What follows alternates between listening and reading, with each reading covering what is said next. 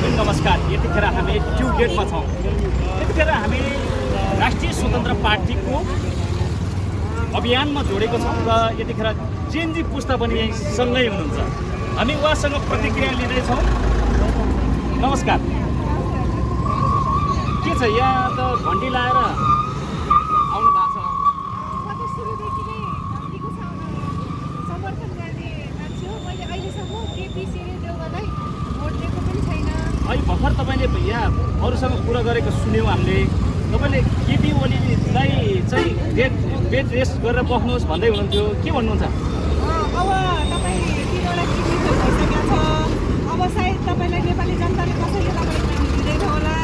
त्यही भएर तपाईँले अब बरु हामी नेपाली जनता तपाईँलाई पाल्छौँ, तपाईँ खाएर बस्नु। तपाईँलाई कुन कुन प्रकारको फलफुलहरू चाहिन्छ त्यो खाएर बस्नु। अब तपाईँलाई हामी सम्मानका साथ विदा गर्न चाहन्छौँ।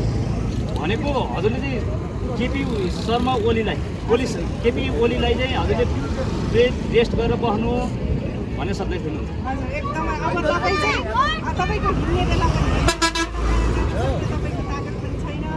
तपाईँको 3वटा किडनी फेल भइसकेको छ। अब तपाईँले केही गर्नु पर्दैन, बेडमा सुतेर अब केपी ओलीले त भन्दैछ नि बालेलाई हराउँछु झापोमा भन्दैछ। अनि तपाईँले त्यो भन्दै गर्दाखेरि उहाँ पढ्नुहुन्छ त? ठिकै छ त, 22 गते हेरौँ न। अब एउटाको चिज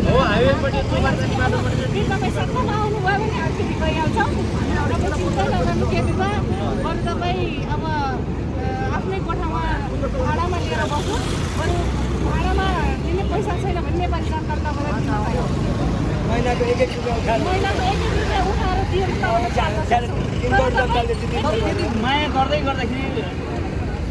माया गर्दै हुनुहुन्छ। म भाडा पनि तिर्छौँ हामी भनेर, तर चुनावमा चाहिँ किन त आउनु नदिने?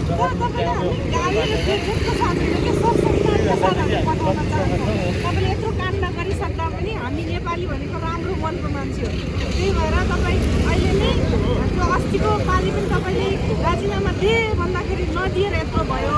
तपाईँ अब चुनाव लड्न आएपछि त हारेपछि त तपाईँ कुन मुखले हिँड्नुहुन्छ भन्ने थाहा छैन। तपाईँ कुन ठाउँबाट आउँदै हुनुहुन्छ यो अभियानमा? भोलि चाहिँ बालन सरलाई भोट दिनको लागि तपाईँको सुनाम? धन्यवाद।